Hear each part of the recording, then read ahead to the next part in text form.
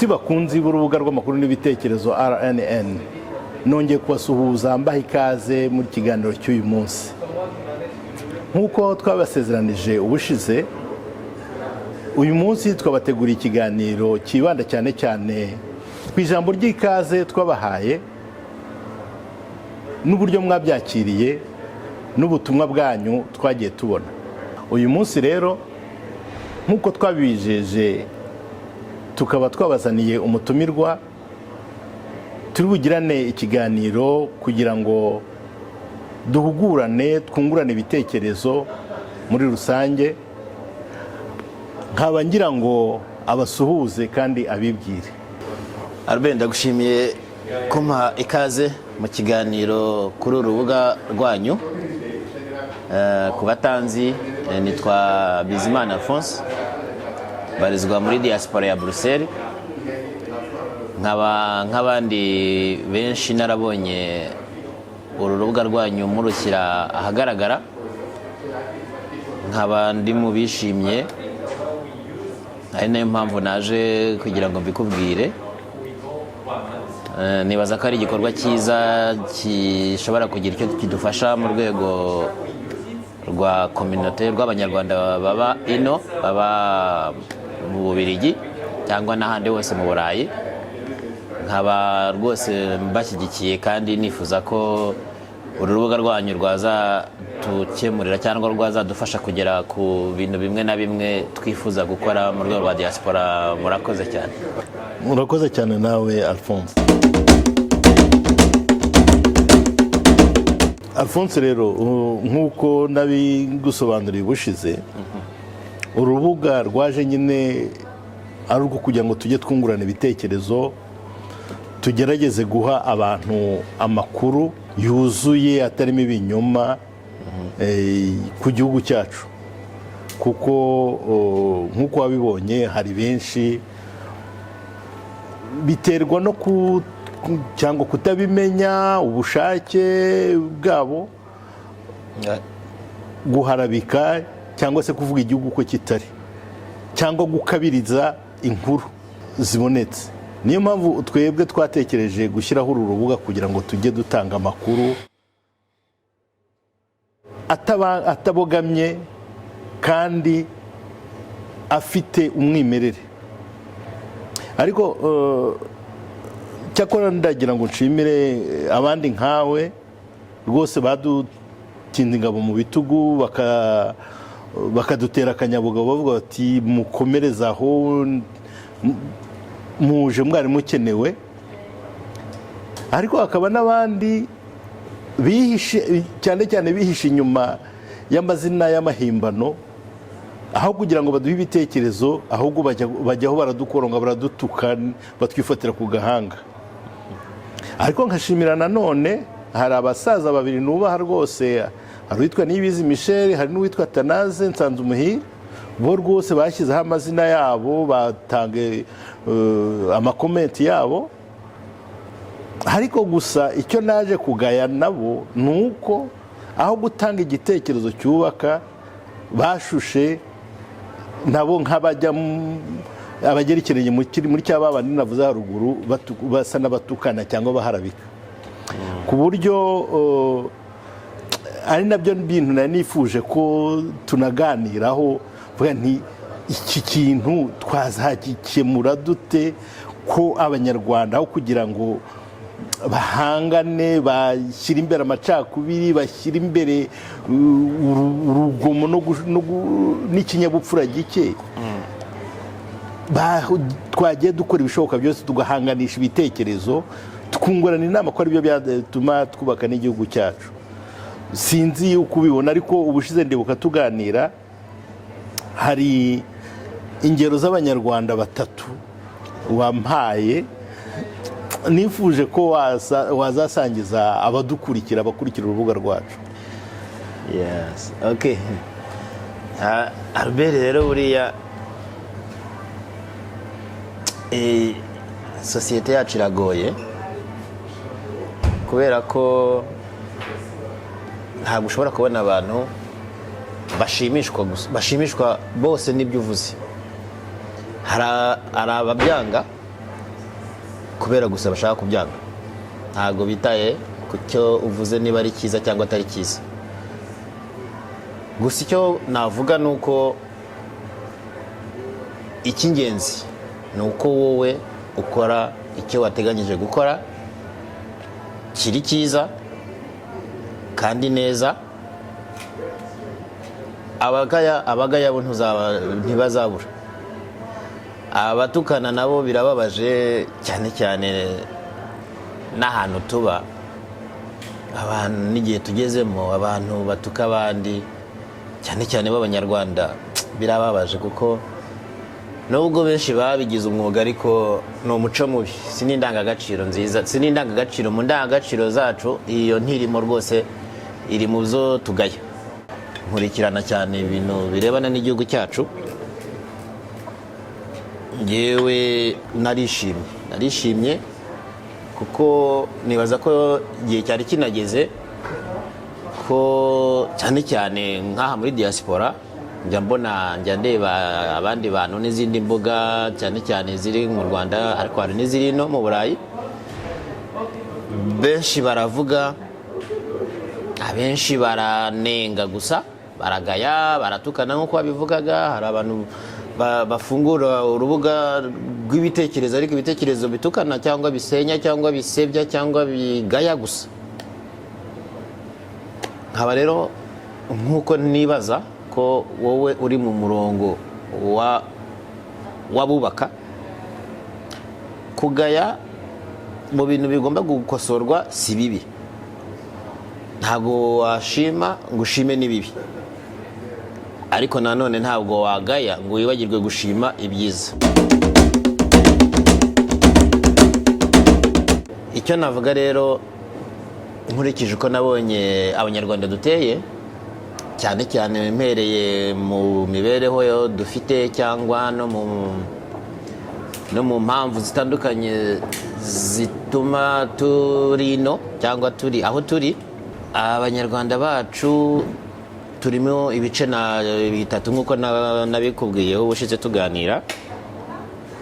Dufite Abanyarwanda nakwita ko bashishikajwe n'ikintu cyose cyiza cyakorerwa mu Rwanda, cyakorerwa Abanyarwanda, kikazamura imibereho y'Abanyarwanda.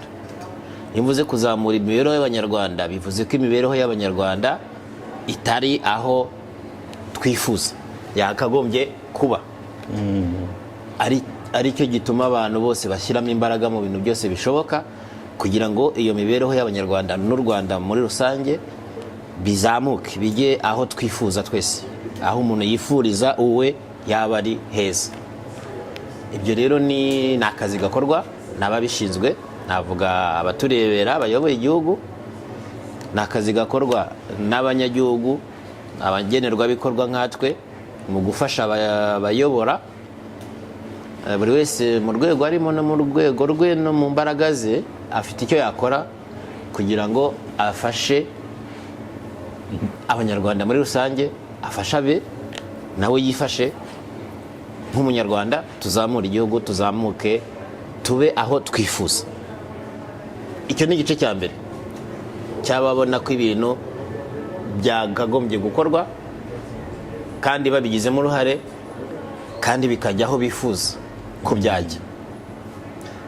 Hari n'abandi nakuze igice cya kabiri, abo ni abanenga, ni abadashaka, ngewe nkunze kubita abadashaka.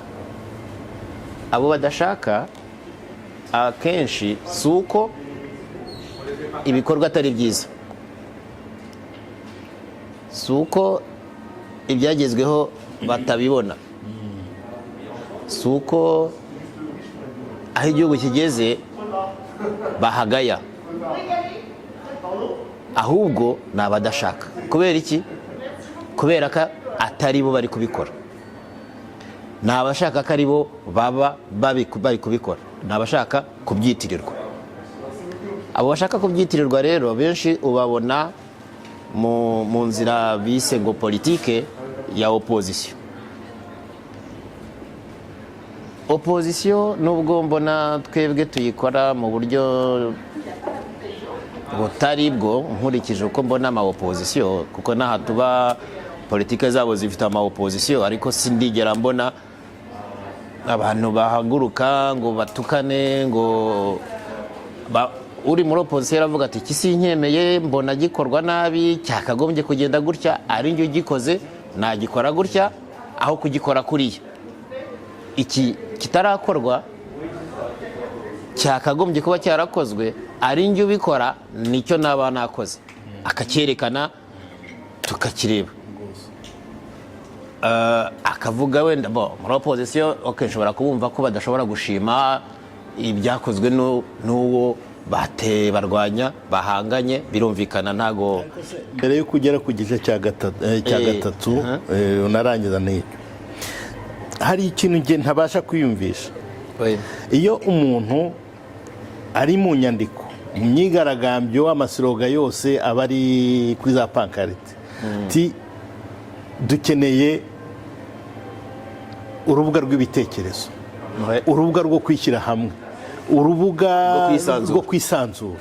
Ariko mu nyuma wowe washaka kwisanzura, usibye no kukubwira bati ahangaha wenda nta wabivuze nabi ABCDE, ibi wagombye kuba bikoze gutyo nk'uko nguko bavugaga za opozisiyo za hano zikora, bo bakajyaho bakakwifatira ku gahanga bakagutuka bakakwandagaza, bakajya no mu muryango bakagira gute. Aho ngaho niho mvugira nti ese barashaka kubaka cyangwa barashaka gusenya? Kuko wowe ibyo uharanira niba utabihaye abandi, wowe wumva uzabihabwa ute? Wowe utabigenera bagenzi bawe b'abanyagihugu nkawe. Abona bisa abadashaka kubera ko badashaka kwibishimwa biba byakozwe n'abandi bo batarimo. Icyo bashaka ni ugusimbura abo bandi, ibyiza bikabitirirwa noneho nabo. Ni ukuvuga ngo tuvuge niba uri muri opozisiyo ukavuga uti, reka nguhe urugero rworoshye. Ndibuka hashize nk'imyaka, hari n'ahantu nigeze kugira ikiganiro iyo sijizamo, twigeze kugira ikibazo cy'umuriro cy'amashanyarazi, electricité mu Rwanda. Abantu bajya hariya barasakuza, baravuga bati nta kigenda igihugu, nta muriro, umuriro uraza iminota 10 bacanira no gusahana, hari abantu bazwi, ubwo n'amazi byarajyanaga, ariko badashaka kureba ingamba igihugu gifite mu gukemura icyo kibazo. Kubera ko uwo mwanya byabafashaga mu kintu bakwerekanye kidahari, kitagenda, bashyizemo ingufu, birengagiza ingamba ziri gutegurwa kandi zerekana ko ikibazo bari kukigaho kandi kiri mu nzira ifite icyerekezo kigaragara. Ntibyanatwaye imyaka 5. Uyu munsi abo bose bavugaga, uzareba amavideo yaciyeho ushize inyuma nk'imyaka 6 bavuga umuriro. Uyu munsi sinzi ko ushobora kujya imbere ya kamera y'umuntu uvuge ngo mu Rwanda ngo nta muriro, ngo ni mu kizima, ngo nta kintu umuntu ashobora gukora ngo kubera ko umuriro udashobora kumara iminota 10. Urumva icyo gisa n'icyakemutse, cyagiye ku ruhande bakivuga. Bigeze no kuvuga amazi, bavuga iby'ingona zirya abantu, bavuga ibintu byinshi, nabyo ubu wumva ko byo ntabyo bakivuga. Amazi yariyongereye ku buryo bugaragara bushimishije, agera ahantu henshi, kandi ingamba zo kuyajyana ziracyahari. Nibyo muriro nubwo byageze ku rwego rushimishije, ariko n'ingamba zo kongera nazo ziracyahari kandi ziracyakorwa. Ibyo ni ibibazo biba bigaragara n'igihugu kiba kibona kandi gikora, ariko biba bisaba gufata umwanya wo kubitegura no kubishyira muri gahunda. Iyo bimaze gukemuka rero baba bacitse intege, imbaraga zabo mu buryo barwanyaga ziba zigabanutse, bashaka ikindi, bagashaka ikindi, ariko noneho ngewe ibyo nta kibazo, muri opposition ni byiza, no muri community ubigaye bihari bigaragara nta kibazo. Ikibazo niyo nta n'ingamba zo kubikemura zaba zihari. Turi kuvuga ngo tugiye kuzamura inite, ubumwe. Babandi badashaka nubwo bumwe kuvuga ngo ntibugerwaho, ntibabona icyo bakora, ntibabona ibyo bavuga, ntibabona ibyo baheraho kugira ngo bashake wa mwanya bashaka gusimburaho ubita ko byananiye. Rego ubundi burya muri opposition ubundi ugomba kwerekana ko uriho byamunaniye kugira ngo wowe ubikore, ukerekana ibyananiranye wakora, ukerekana n'uburyo wowe wabikemura butandukanye n'ubukorwa nubwo abahari barimo ariko gukoresha. bose uzarebe bavuga ngo nta bwisanzure. Ubwisanzure se bubuza ko amazi akorwa? Ubwisanzure bubuza ko amazi aza cyangwa umuriro uboneka? Ubwisanzure biragoye ubwisanzure. Erega ibyo ngibyo uvuga ntabwo nkwibutse ko igice cya gatatu tutarakigeraho. Ntabwo turakigeraho. Ni nk'umuntu ngaruke muri za komenti zakozwe kuri cya kiganiro natanze ubushize ku ijambo ry'ikaze. Nabwiraga abantu ku rubuga rwacu ruhinduye imikorere, ku rubuga rwacu ruzanye agashya, akarusho nsobanura ibyo tugiye kuzajya tuganira. Umuntu mu bitekerezo ati urabeshya, ati ibyo uri kuvuga byose ni ukubeshya. Kavuga se uretse guha mugani wawe ko ari abadashaka, ndabeshya urubuga ntiruriho, ndabeshya se urubuga ntitwahinduye gahunda. Inama tuyikora duhindura izo gahunda, dufata ingamba nshya no gutangariza abantu ko tubazaniye akarusho ko tugiye kujya dukora gutya, ntiyarayirimo. Aho mbwira ngo ndabeshya iki? Wa mugani ugasanga ari bya bindi byo gushaka kwanga, bya bindi bavuga ngo ubuza icyo tukinka ngo bavuga dore icyo gicebe cyayo.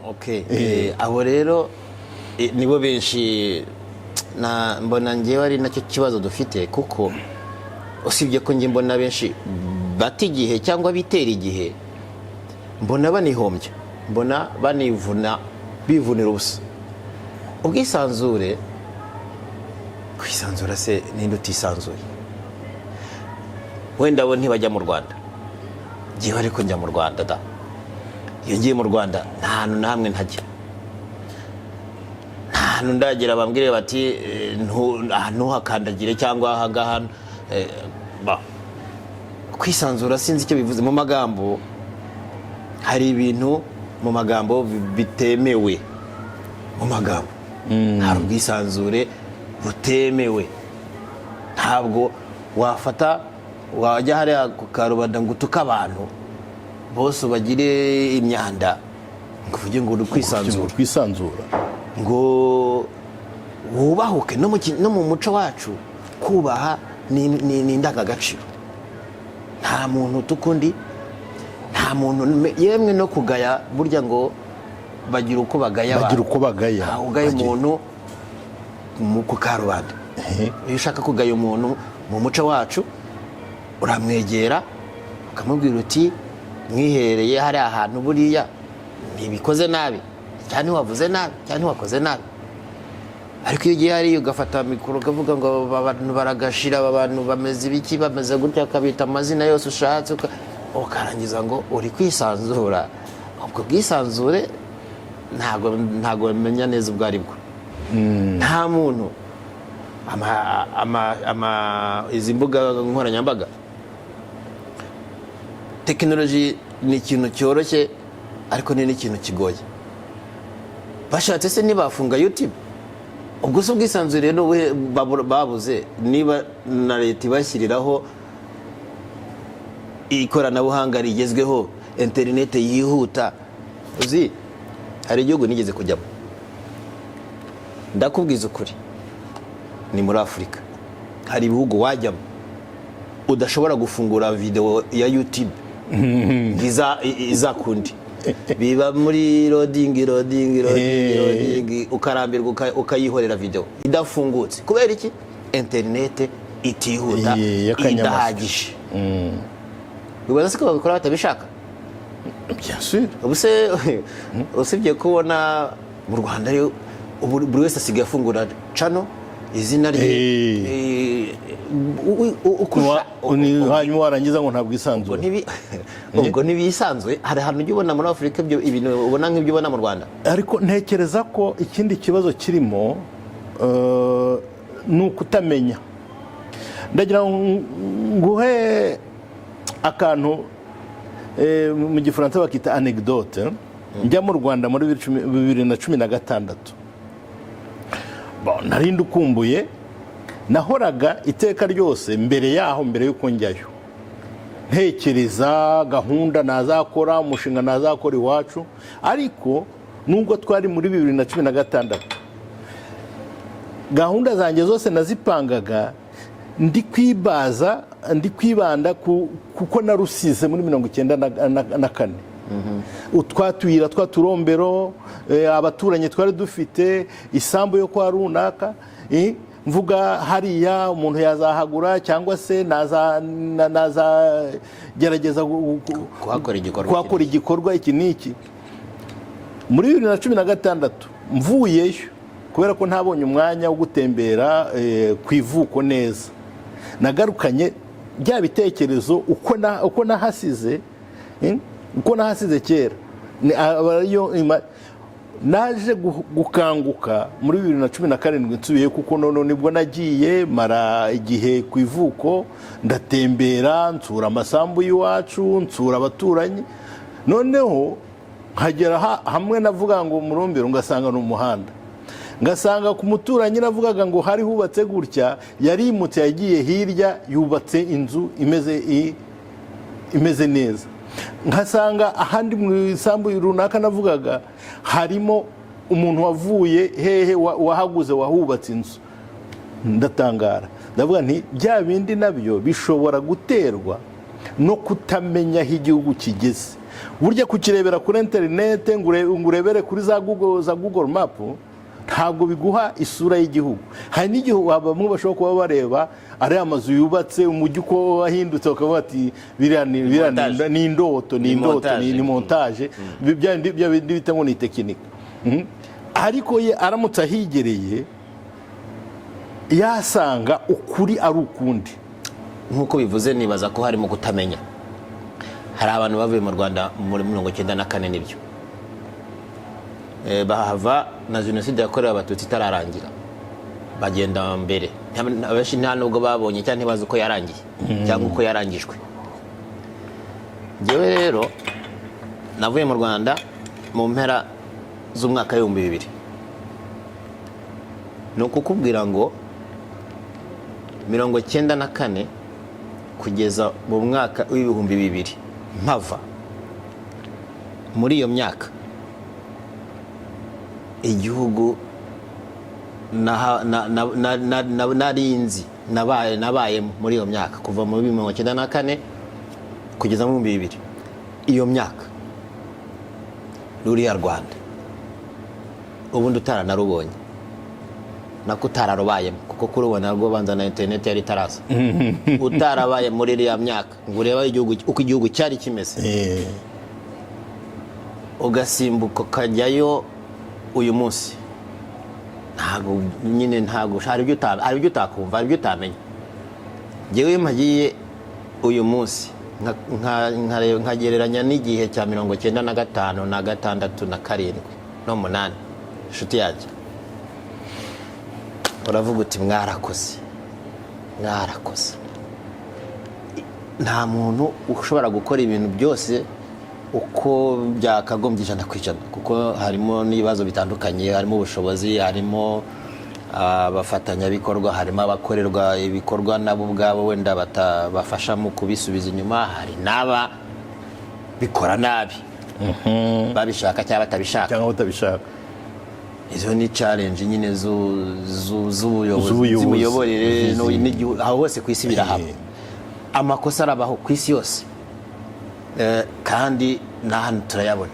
ibitagenda ku isi yose birahari nino duhora mu myigaragambyo haba hari ibitagenda ntabwo hashobora kubura ibitagenda ikibi ni ukutagira ingamba zo kubikora zo kubikosora iyo uvuze ngo hari ibitagenda ubundi wagombye kubaza ngo ese ingamba zo kubikora ziri hehe utazibona ukavuga uti hari ikibura ukaba wanakivuga umuntu bazabuza kuvuga ibyo cyangwa uzabura ubwisanzure bwo kuvuga ibyo keretse niba atari mu Rwanda cyangwa atari umunyarwanda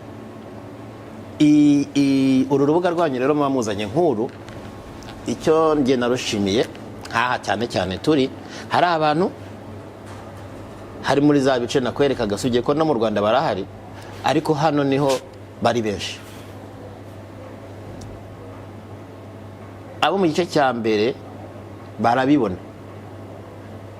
nibo babandi bavuga bati aha hantu ibintu byavuye bikazamuka gutya bikagera aha hari abantu bakora aba bantu ntabwo gushyigikirwa kuko ababibona ibyo bakoze hari undi ubyumva utabibona cyangwa utarabibonye utaragize uburyo bwo kubyibonera kuko kubibona si kuri video cyangwa kuri YouTube ni kubibona kubyegera uko bijyana handi uvuga uti nagiye nzi ko ndi busimbuka akagezi nsanga hari umuhanda ugera handi wavugaga uti nareberaga gutya hejuru y'umusozi uyu munsi ukabona hari amavira n'iminara y'amashanyarazi igenda n'amatara ku muhanda acanye ubu yabibonye aravuga ati hari ibintu biri gukorwa byo gushyigikira ubu ngubu afasha yumva n'icyo agomba gufasha kuko ntabwo mpamya ko yagira imbaraga zo kurwanya ibintu yabonye byiza kandi byakozwe bizima hari undi abwirwa bitewe n'umubwiye amubwira ibyo ashaka n'uwumva akumva bitewe n'umubwiye nawe akemera ibyo ashaka by'uwo ashaka ibyo biraza kudushyira mu gice cya gatatu ntakubwiye ni ba bantu navuga ngo nabo ubwabo batazi aho bari batazi icyerekezo bafite batazi icyo bashaka banga ibi kubera ubirimo batamushaka cyangwa bamwanga nabyo n'ibyo akoze bakabyanga banga ikintu kuko bacyumvanye umuntu ngo umuntu wabo bakunze icyo yanze nabo bakacyanga barakoreshwa erega ntubice ku ruhande hari n'abanga nabyita gutatira igihango cy'ababakuye muri Afurika hari n'abarakaye abo harimo n'abarakaye hari n'abarakaye hari abarakaye kandi ushatse wanakumva erega hari abantu bari bafite ubutegetsi kandi bari bazi ko ubutegetsi ni ubwabo ni ubwabo nta abandi bajyamo uko babemereye bo ni ubwabo twariye bonye sibye n'ubutegetsi n'imibereho yose y'igihugu mu mashuri hari ababaga yabo iwacu kugira ngo uzatsinde iyo ugiye muri segonderi wagombaga gusibira nka gatatu kuko hagendaga umwe abana batatu b'abahanga ugukurikiye agasibira akazagenda mu mwaka utaha bamwemereye umwe nawe ubwo gahoro nyine gutyo umwe ukajya n'ahandi ishuri ryose abanyeshuri 40 bose batsindaga bakajya muri segonderi nta n'umwe usigaye uwa mbere kugeza ku wa 40 iwacu uwa mbere n'uwa kabiri n'uwa gatatu ntihagire n'umwe ugenda gusa urumva hari abantu rero bafite ibyo babuze ariko bya bindi bitera ikibazo gikomeye kuko ibyo babuze byari iby'igihugu cyose bamwe barabyikubira uyu munsi yende iyo basabye gusaranganya bararakara harimo noneho n'abivumbuye banga wenda nakwita se kujya gufata cyangwa gusaranganya n'abandi aba ni ibyacu niba atari ibyacu turabirwanya aho baracyahanira kubisubirana wenda bakeka ko bashobora gukora ku buryo bongera bakabisubirana uko byahoze aho rero bamwe banyura mu nzira cyangwa bakoreshwa mu nzira za zindi uyu munsi ntazi niba tuzijyamo zibatera ibibazo zigateza ibibazo abo bari kubikorana n'abo bari kubikoresha ibibazo byamara kugaragara bakabihindura ibibazo by'igihugu cyangwa bakabihindura imikorere mibi y'igihugu. Nyamara usibye ko n'igihugu wenda akenshi baba batakizi kuko hari abantu bakora n'ibintu bakibaza ko igihugu se wagize ngo bararyamye se bo. Ntabwo igihugu cyaciye mu makuba nk'ariya abantu baba baryamye ngo basinzire bagone birangiye. Oya ntibibaho. Ibintu bikorwa barabizi kandi nicyo bashinzwe umutekano. Hari akantu kamwe ngo hakuru y'ibyo bintu byahindutse nakubwira. Hari umugabo ukuze twaganiriye akunze kujya mu Rwanda akajya iwabo mu cyaho twitaga mu cyaro, usibye ko abantu bose noneho hatangiye kuzamuka kuko kera icyaro byavugaga ahantu uzajya kuvoma ukoze ibirometero udashobora gutekereza umuriro. Hari henshi mu cyaro ibyo byarangiye.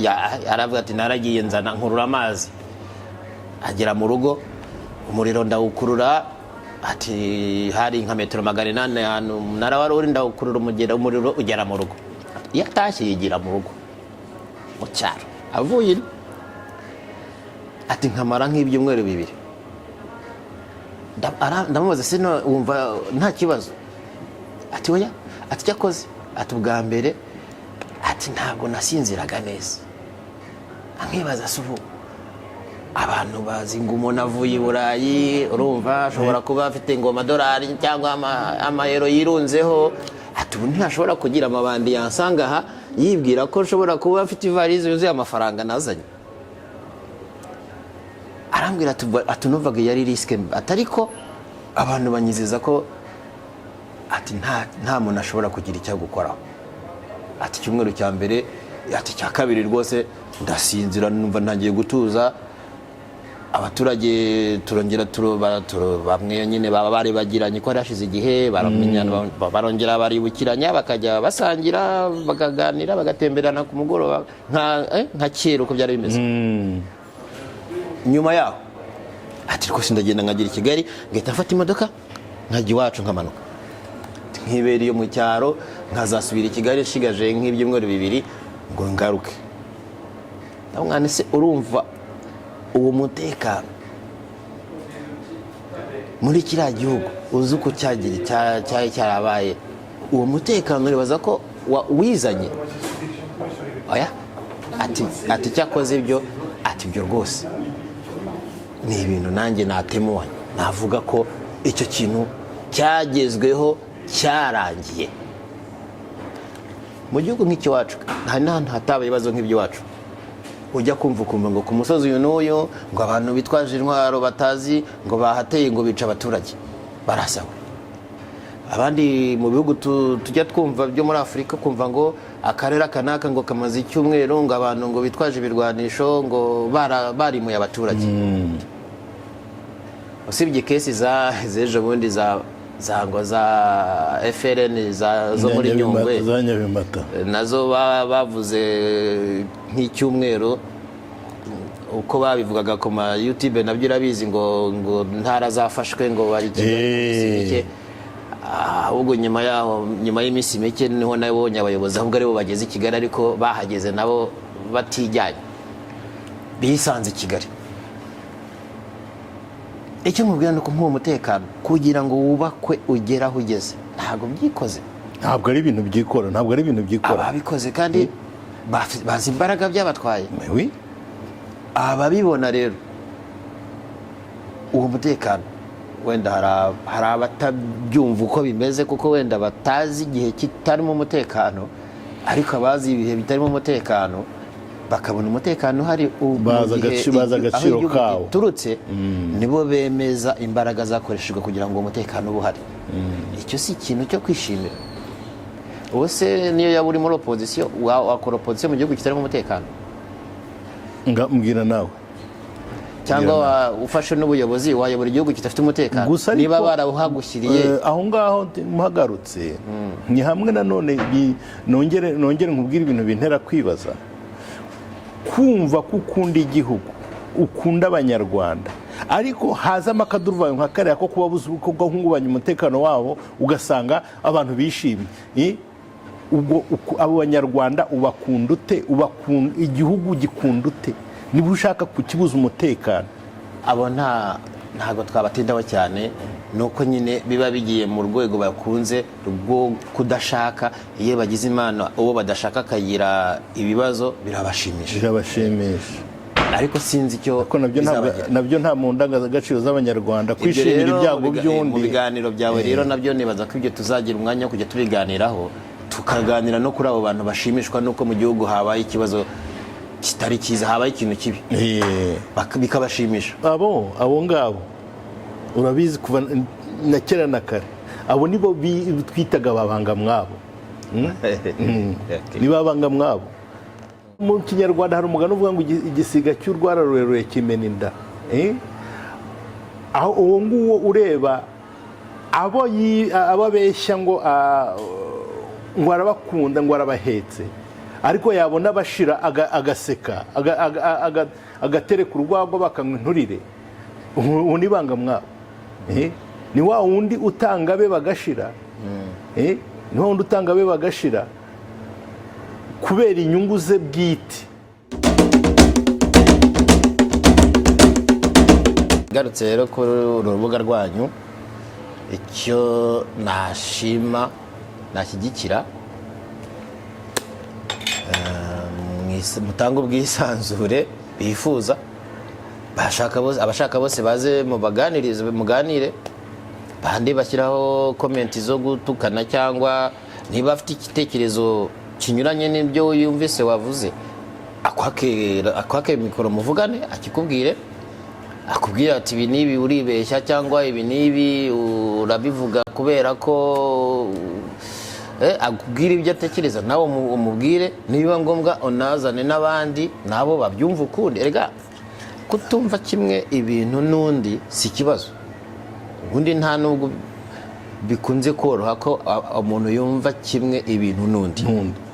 Ikigora ni ukumva buri wese, noneho mukareba icyiza kiri mu bivuzwe, mukaba ari cyo mufata, ikitari cyiza mukakihurira, ariko mukacyemeranywaho ko atari cyiza, icyiza mukagifatanya mukacyubaka. Erega no mu muryango umwe, muri bene mugabo umwe, muvuka kuri so umwe, kuri nyoko umwe, muhuje amaraso, muhuje ADN, ntabwo mwumva ibintu byose kimwe.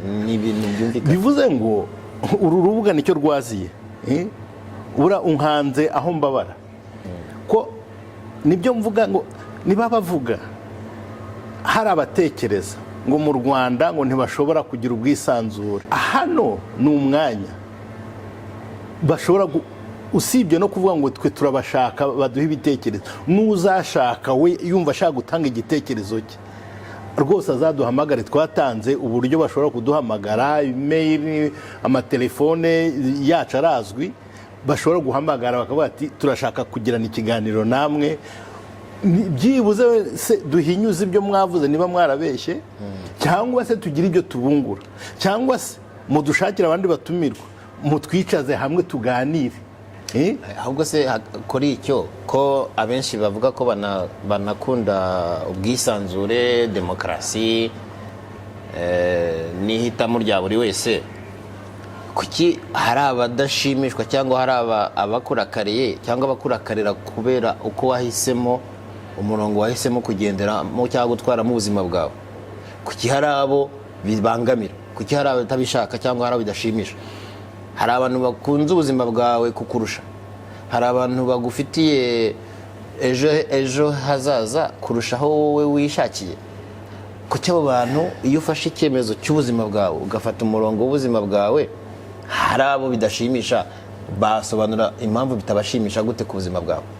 Ndakeka ko kuri icyo ngicyo aribo babisobanura, kuko njyewe nk'uburenganzira bwabo, urakara sinamubuza kurakara, utukana sinamubuza gutukana, niba ari bwo burere yahawe, niba yumva aricyo kinyabupfura azabikora uko abyumva. Ariko njye icyo nsaba ni ukugira ngo duhuze ibitekerezo. Niba hari naho ubona niba hari naho ubona ngewe ibyo nkora bitagutunganiye, nibyo navuze mu ntangiriro, wowe nyegera niba unkunda koko ngira inama uti nyamara hano witwaye nabi, unyereke uburyo nakagombye kwitwara. Niba ninumva binyuze nzagukundira mbikore, ariko ninsanga bibangamiye uburenganzira bwanjye nzakubwira ntoya aho ngaho uri kwibeshya, kuko ubuzima ni ubwanjye. Kimwe nuko iyo ujya mu isoko ugacagura ishati y'ubururu, ntabwo naza nkubwiye ngo kuki uguze y'ubururu kandi wagomba kugura iy'umutuku. Ibyo ni uburenganzira bwawe, amahitamo ni aya buri wese ku mutima we. Ariko nk'uko wabivuze, hari abashaka gutera inkunga cyangwa kugira uruhare mu iterambere ry'igihugu. Hari abadashaka kubera ko badashaka nyine, cyangwa se kubera ko bumva ko ibintu bikorwa nta ruhare babifitemo, bitari kubitirirwa, ibyo nabyo bikaba ikibazo. Nk'uko wabivuze, hari abaterwa ikibazo nabo bagendana nabo kandi bizera, bakurikije ibyo bababwira, bakurikije amakuru babaha, bakagendera mu kigare nk'uko bivugwa muri iki gihe. Ibyo byose ni ikibazo. Ariko nanone hari n'abandi twirengagije. Abandi twirengagije ni bamwe baba bazi ibyo bishinja. Baba bazi ibyo bishinja, amabi bakoreye igihugu, byaba gusahura umutungo, byaba ubwicanyi, byaba kuriganya ku bundi buryo. Bamara kubona bambutse umupaka, bya bindi byose bakabitwikiriza politike, bakigira abanyepolitike, ngo ni ukugira ngo bagahuma abo basanze amaso, kugira ngo basibanganye bya bindi. Hari abo tudashobora kugira icyo twahinduraho. Ngewe abo nifuza ko uru rubuga rwanyu rwafasha na abatazi bakurikira kubera batazi, abadafite ikibazo n'ubutegetsi. Nimvuga ubutegetsi ndashaka kuvuga n'ubutabera, kuko hari abafite ibyaha. Abo ngabo bose impamya ko ubutabera bushobora kuvuga ngo ibyaha tubivanyeho, noneho ntabwo mpamya ko ibyo bishoboka. Simpamya ko banifuza igihugu gikuraho ibyaha by'abantu batabibajijwe. Ushobora guhabwa imbabazi ariko zihabwa uzisabye. Ushobora no guhabwa igihano cy'icyaha wakoze ukanacyemera, igihano cyarangira ukahita uba free ukakora ubuzima. Noneho ushobora noneho no guhunga ubutabera. Icyo gihe nyine byo nta kintu umuntu yabihinduraho. Rero abo ngabo bahunze ubutabera cyangwa badashaka guhura n'ubutabera ngo bakemure ikibazo bafite, birumvikana ko bashaka abantu bagumana nabo, bagumana nabaho bari, kandi birumvikana ko bababwira ko bababeshyera. Ibyo ni ibintu bisanzwe ku muntu wese ufite icyo ashinjwa, abavuga ko bamubeshyera. Iyo ataciye mu butabera ngo bubare bwo bumugira umwere, ariko deja abayamaze, nta muntu ubundi wiyaturaho ibyaha, birumvikana. Ibyo nta wiyaturaho ibyaha, ariko biratinda birashyira bikaboneka. Cyangwa se nanone nawe niyo ufite icyaha ugashaka kugifatanya, gushaka abo mugifatanya kandi bo ntacyo bari bafite, no kubahemukira. No kuba navuga nk'abana, ushobora kuba ufite icyaha ariko abana badafite icyaha, badafite ikibazo cyabo, wagombye kubareka bo badafite icyaha bakaguma cyangwa bagahabwa ibyo bagomba guhabwa, cyangwa igihugu kigomba kubaha. Uru rubuga rwanyu rero nifuza ko wenda mu bantu muzagenda muhura, muzagera no kuri abo bose, umuntu akaba yababwira ati se ko ngewe hari ibi burenganzira nabuze, ntabubona gute? Muri diaspora nakubwiye ko mbarizwa muri diaspora, ubundi naho tugerageza kubwira abantu tuti nta kibazo ufite, igihugu kirafunguye, uburenganzira bwawe burahari, baza uburenganzira bwawe, shaka uburenganzira bwawe uko bikwiye. nta muntu ubukwima. Abatabizi bagahabwa wenda inzira, birumvikana igihe kibaye kinini ushobora gusanga udafite aho uhera. Hari abantu bagombye kugufasha, na ambasade nicyo zibereyeho, nka diaspora n'inzego zayo nicyo bibereyeho, no gufasha abantu bamaze igihe kinini badafite aho bahera, batazi aho bahera, kubafasha kubayobora uko bagera ku burenganzira bwabo bifuza. Abafite ibitekerezo nabo niyo byaba bitari mudahuje umurongo, njye numva bitabuza ko mwaganira mukayikora ibiganiro debate, bakisanzura bakavuga bati ibi ntitubyemera kubera ko, nawe ukavuga bati ibi turabyemera kubera ko, noneho mukarangiza wenda mwe musanze hari aho mwahurira cyangwa bikanga, ariko mwaganiriye ntihabemo izo bariyeri. Ubuyobozi cya politiki ubundi iyo umuntu yizewe n'abaturage agatorwa akayobora, akora politike ye.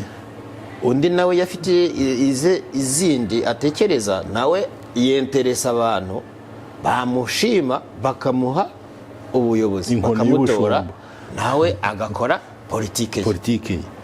Nuko biba bimeze. Abatayishimiye bajya ku ruhande, ni opposition, bakarindira ko manda yirangira, hanyuma nabo bagashaka amahirwe yo gufata uwo mwanya, bagatanga n'umurongo wa politike yabo, bakazana politike yabo. Ariko ntabwo iyo umuntu yashyizweho n'abaturage niwe banamuvanaho. Nibyo rwose. Abitwaza rero ngo wenda ni ikindi kibazo kirekire twajyaho kindi cya politike n'umurongo n'urubuga rwa politike n'iki, nabyo nihaba hari abantu bashaka kuganira kuri ibyo, nifuza kuzaza nkabumva nanjye wenda nkabashyiramo ide zanjye. Ariko ubundi kuki wacu ako ni akabazo mbere yuko tuzahagera. Abantu bose bashaka gukora politike cyane cyane itavuga rumwe n'ihari, kuki bose usanga bafite ikibazo kube nta n'umwe ndabona washatse gukora ishyaka, washatse gufungura umurongo wa politike udafitanye ikibazo n'iyo leta. Ubundi bavuga ko umuntu wagagombye kuyobora abantu hari umuntu w'indakemwa mu mico no mu myifatire.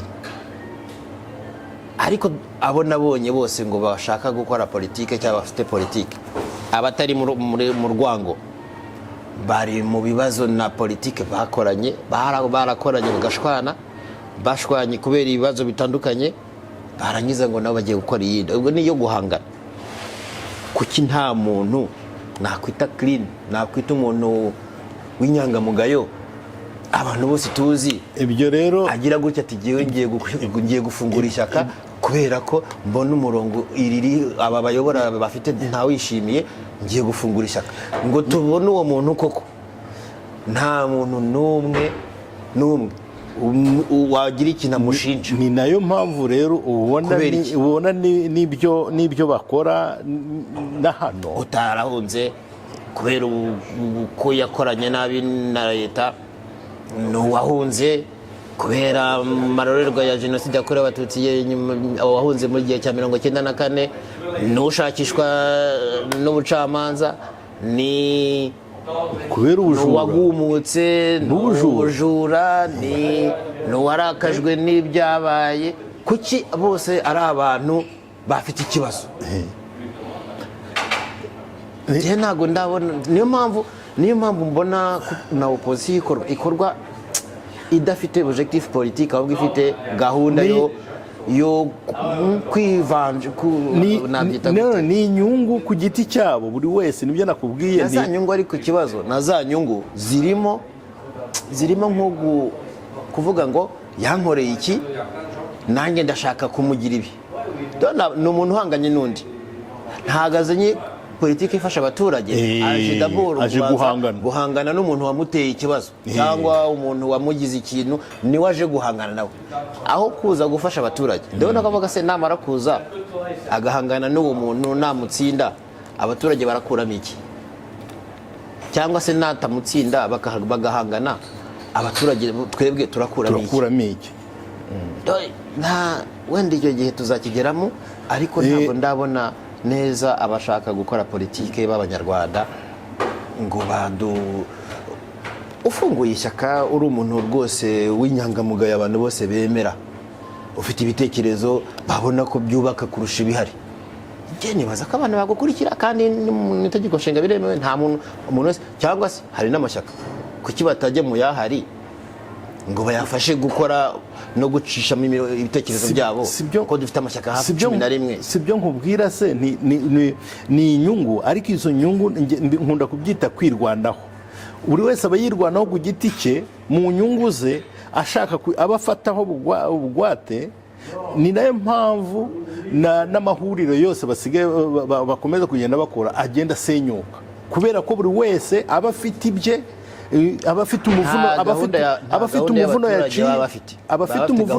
abafite umuvuno yaciye abuguza agashaka guteba abandi bakagarama yagarama bakamuteba ugasanga birashwanyutse kubera iki kubera buri wese aba yifite gahunda z'inyungu ze akaba arizo arwanirira aho kurwanirira inyungu z'igihugu n'abaturage ya gurupe ye iri mu bibazo bimwe na bimwe bahuje agashaka ko yenda nafata ubutegetsi bya bibazo azabikuraho nibyo byaha azahita bihanagura naho ubwo rero muri gahunda yacu nk'uko nabivuze ntangariza abakunzi bacu ko tuzanye akarusho ku byo twari dusanzwe dukora nagaragaje ko tuzajya tuganira ku bibazo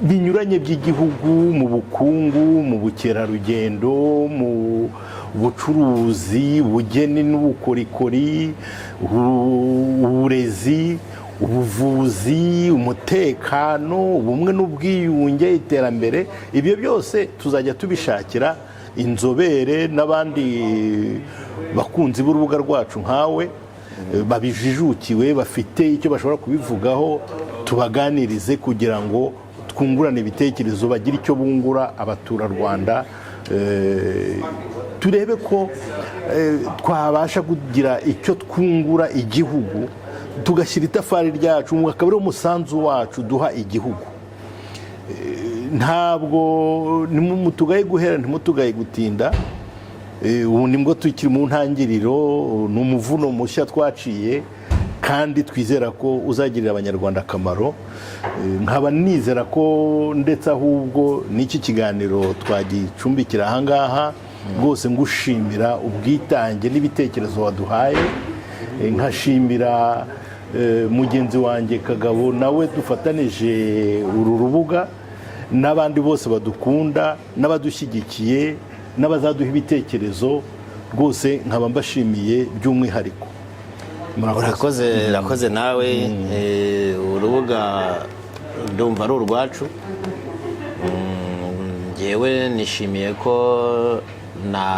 mwantumiye uyu munsi nizera ko nzakomeza kubana namwe gukorana namwe mu biganiro bizakurikira n'ingingo zitandukanye muzavugaho kandi nibaza ko ahanini ari ku buzima bwacu nka diaspora ariko nanone tureba no muri rusange igihugu kuko icyo mbona ni igikwiye gukorwa ni guhuza abantu bari hanze y'igihugu muri diaspora n'igihugu mu bufatanye imikoranire mu nyungu za buri wese kuko abantu muri diaspora bafite ibintu byabo bafite imitungo bafite ibintu mu gihugu hari bamwe batabigeraho cyangwa batazi uko babigeraho cyangwa bumva baranabitakaje kandi ubundi batagombye kubitakaza nibaza ko muri n'inzira yo kuba mwabafasha uko bashobora kubona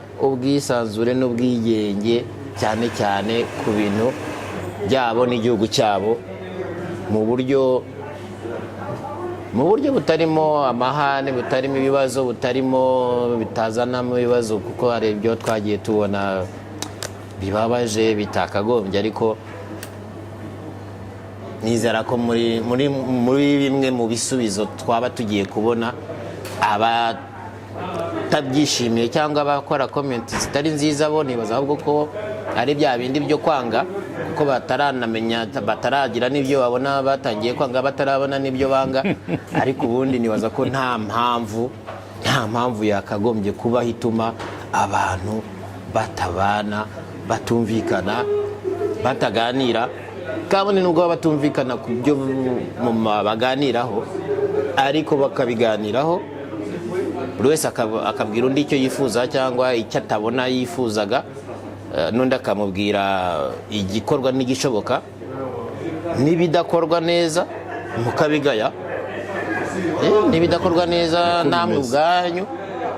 Gushyigikira no gukunda bibaho, ni normal, ni bisanzwe, ariko no gufasha uwo ukunda kugabanya cyangwa kurwanya ikitagenda ni umusanzu ukomeye cyane. Ikibazo ni abenshi langaje bakoresha, amagambo bakoresha, uburyo babikoramo butari kimwe, bitari ubunyamwuga, ikindi bitarimo ubupfura, ikindi bitarimo urukundo. Kuko iyo ugira inama uwo ukunda ufite uko uyimugira, niyo ugira inama nta nubwo nahita kumugira inama, ni ukugaya uwo wanga. Noneho ibibazo bikomeye. Ugira ngo ababyeyi bacu ubwo baducishagaho ikinyafu ni urwango se babaga badufitiye?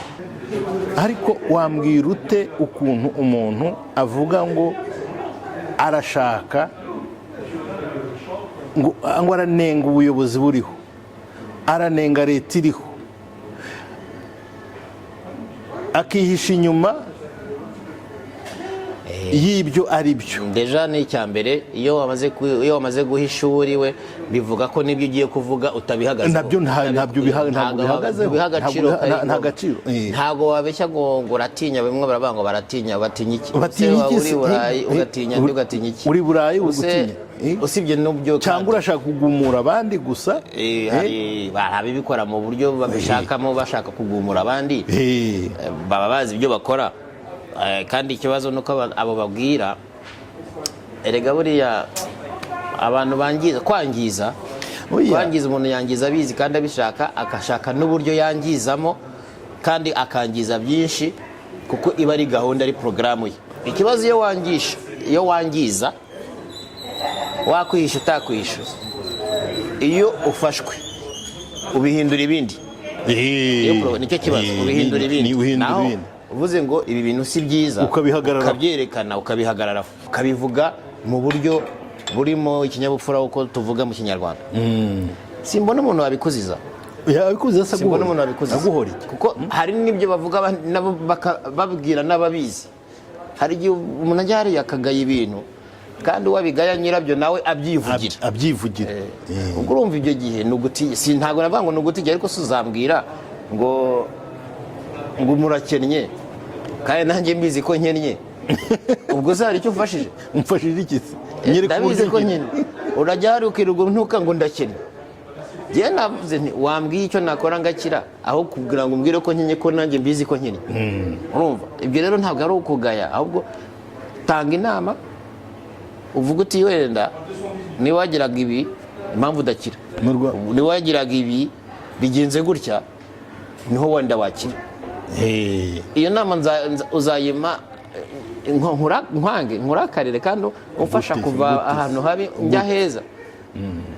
Hari ibintu rero ubona bikorwa ugasanga n'ababikora ubwabo usibye ko babikora mu kwangiza ku bushake, harimo no kudashaka ko uwubwira cyangwa uwufasha ahubwo ajya heza, kuko abenshi usanga bifuza ahubwo ko n'ibyagendaga bisenyuka, ko n'ibyagendaga bipfa, kuko we nicyo ashaka. Haravuga ngo rege ngo tuba tugira inama ngo abantu kugira ngo bakemure ibintu, ahubwo ibikemutse biramubabaza, kuko ashobora kuba abuze isoko.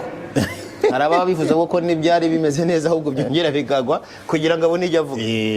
Nibaza rero ko mutajya muri iyo gahunda ya communication, nibaza ko muzazana ibiganiro byubaka icyo byungura abantu babyumva. Niwo mugambi wacu, ibiganiro byubaka, ibiganiro bifasha abantu.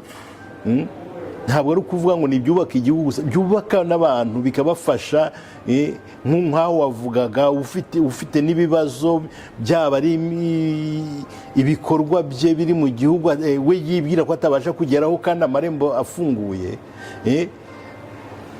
tukamwerekera tukamwereka inzira zose ko ari ibintu bishoboka. Urakoze.